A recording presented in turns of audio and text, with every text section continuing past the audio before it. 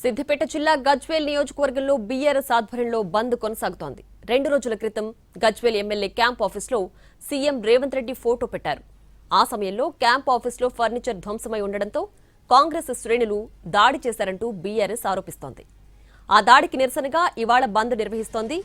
RTC depot ముందు BRS నేతలు బైఠాయించి బస్సులు బయటకు రాకుండా అడ్డుకున్నారు. దీంతో ఆర్టీసీ బస్సులు డిపోలకే పరిమితమయ్యాయి. షాపులు కూడా మూతపడ్డాయి.